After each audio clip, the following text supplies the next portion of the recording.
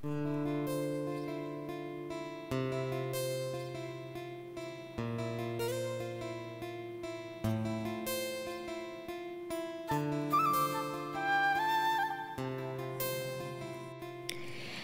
বন্ধুরা, শুভ সকাল। তোমরা সবাই কেমন আছো? আশা করছি সবাই খুব ভালো আছো।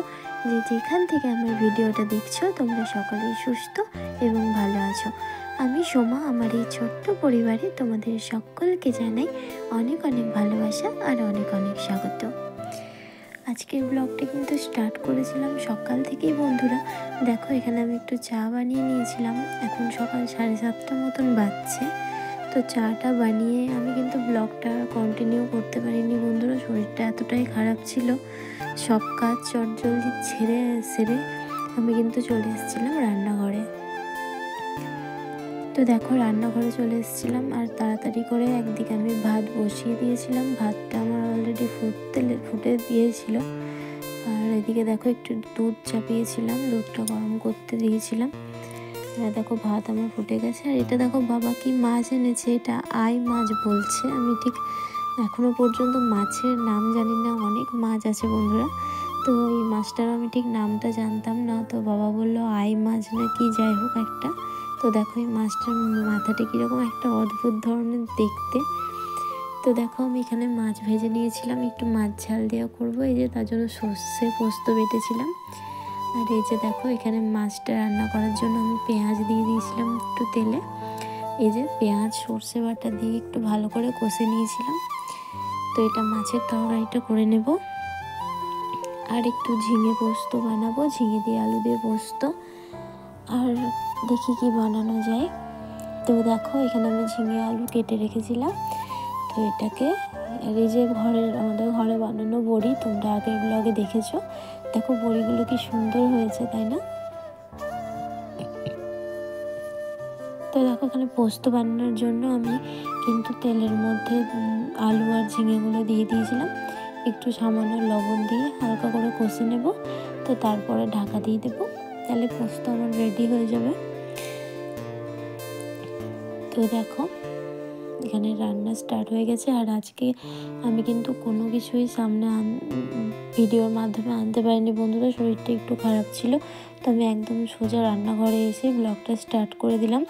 আর সকালে ভেবেছিলাম যে ব্লগটা কন্টিনিউ করব, কিন্তু সেটা আর হলো না। আমি চা বানিয়েছিলাম, তারপর থেকে আর ভিডিও স্টার্ট করতে পারিনি। তো দেখো, এখানে বড়িগুলো একটু লাল লাল করে ভেজে নিয়েছিলাম। আর ঘরে বানানো যে কোনো জিনিসই কিন্তু খুব সুন্দর লাগে খেতে, বলো, আর বানাতেও ভালো লাগে। তো দেখো, এইটা একটু পোস্ততে দিয়ে দেবো, ঝিঙে আলু বড়ি দিয়ে পোস্ত বানিয়ে নিয়েছিলাম দেখো এখানে। আর এই যে পটল ভেজে নিয়েছিলাম। পটলগুলো রেখে দিলে না, 2 দিনের বেশি রেখে দিলে দেখছি একটু পেকে পেকে যাচ্ছে। তো আমরা পটলগুলো ভাজা করে খেয়ে নিই। পটলের তরকারি কেউ খেতেও চায় না সেরকম। তো দেখো, একটু করলা ভেজে নিয়েছিলাম। আর তাড়াতাড়ি যেহেতু আমার রান্নাটা হয়ে গেছিলো, তো সেই কারণে আমি কিন্তু দোকানের কাজটাও একবারে রান্নার সঙ্গেই সেরে নিয়েছিলাম। যেমন দেখো, এখানে একটু কাটলেটের মশলাটা বানিয়ে নিয়েছিলাম। প্রায় 1:30টার মধ্যে খাওয়া দাওয়া হয় আমাদের। তো তারই মধ্যে আজকে 12:30টার মধ্যে আমার রান্না হয়ে গেছিলো। তো সেই কারণে বললাম তাহলে একটু হাতে সময় আছে, এখন তো কেউ খাবে না, তো আমি একটু দোকানের কাজগুলো সেরেই নিই। সিদ্ধার্থকে একবার ভাত খাইয়েছিলাম 10টার সময়। তো সেই কারণে এখন আর অতটা খাওয়ানোর চাপ নেই। তো সেই কারণে আমি ভাবলাম যে কাটলেটটা বানিয়ে নিই, একটা কাজ অন্তত আমার এগানো থাকবে। তো দেখো, এই যে ওখানেও খেলা করে এসে একটু জল খাচ্ছে, হাঁপিয়ে গেছে। তো আবার খেলা করতে চলে গেছে, জলটা খেয়ে দেখি জল তেষ্টা পেয়েছে।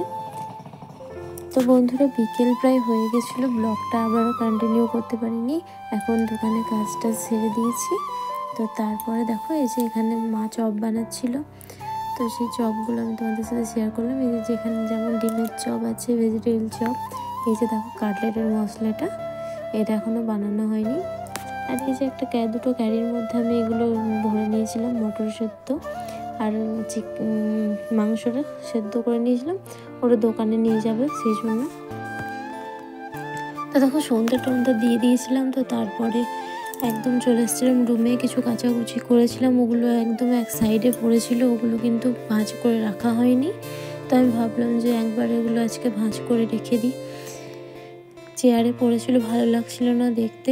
আর এই যে সিদ্ধার্থর বাবা দেখো অনেকগুলো সোয়েটার বার করে দিয়েছিল, ওগুলো ভরা ছিল, তো পরিষ্কারই ছিল কিন্তু ভরা ছিল যেহেতু, একটু ভরা থাকলে জিনিস একটা কেমন একটা গন্ধ করে, তো সেই কারণে একটু আমি বললাম কেচেই দিই সার্ফ দিয়ে।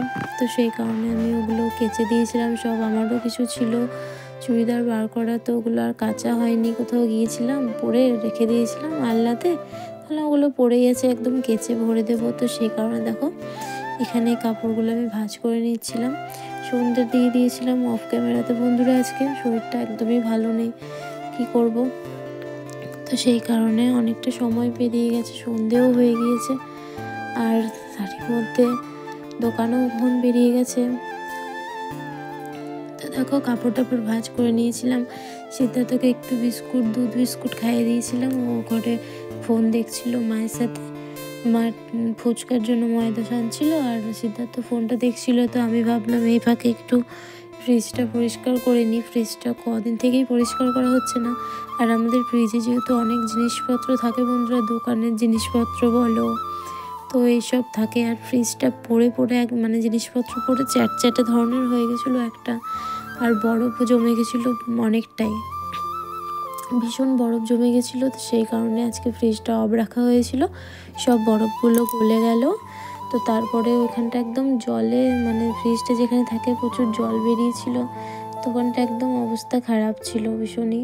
তো বললাম একবারে ফ্রিজটা ধুয়ে মুছে পরিষ্কার করে দিই, তো তারপরেই আবার অন করব। ফ্রিজটা সকাল থেকে কিন্তু অফ করা ছিল। তো দেখো এখন আজকে বৃহস্পতিবার, তো বৃহস্পতিবারের ব্লগটা আমি তোমাদের সাথে শেয়ার করছি। তো আজকে বাবা হাট এনেছিল, তো ওগুলো এখনও কিছু ভরিনি, সবজি টবজি ভাবলাম একবারে ফ্রিজটা পরিষ্কার করে দেবো, তারপরেই ভরবো।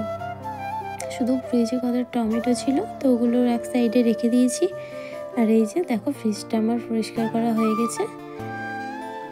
তো আজকের ভিডিওটা এই পর্যন্তই বন্ধুরা, আর বাড়ালাম না। আবার দেখা হবে নতুন কোনো ভিডিওর সঙ্গে, ততক্ষণ সবাই খুব ভালো থেকো, টাটা।